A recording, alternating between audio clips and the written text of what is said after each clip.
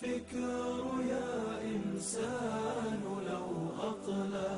қазір жастарымыздың ажырасуының да бірі осы ыстықтың жоғалтуы, екінші мәміленің жоғалтуы. Мәміле, айналайын жастар, енді үйленбедіңіздер ғой осы көпшілігіңіз.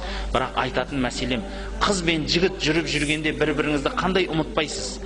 Телефонда қайта-қайта қалың жағдайын сұрап тұрасыз, қайта-қайта хат жазып тұрасыз, қайта-қайта араласып тұрасыз, көргіңіз келіп тұрады.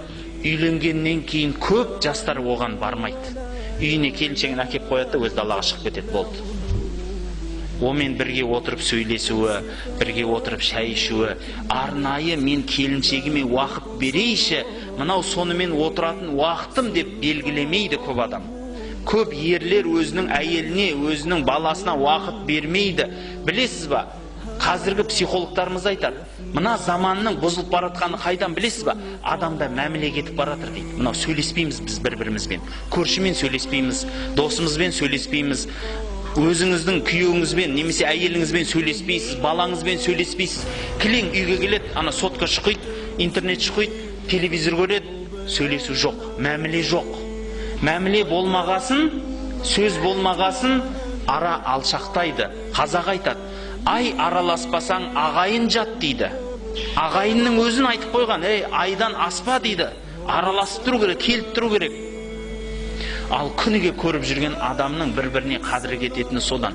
Бірге отырып сөйлеспейміз. Бірге отырып араласпаймыз. Бауырлар, бұл үлкен қауіп сіздің жанұяңызға туып келе жатқан.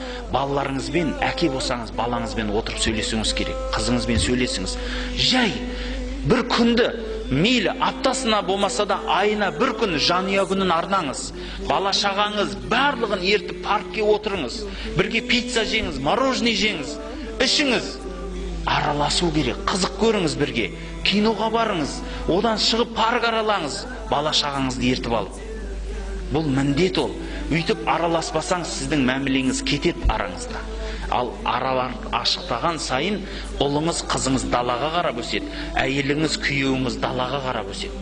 Мәміле кеткесін арадағы көп нәрсе бұзылады.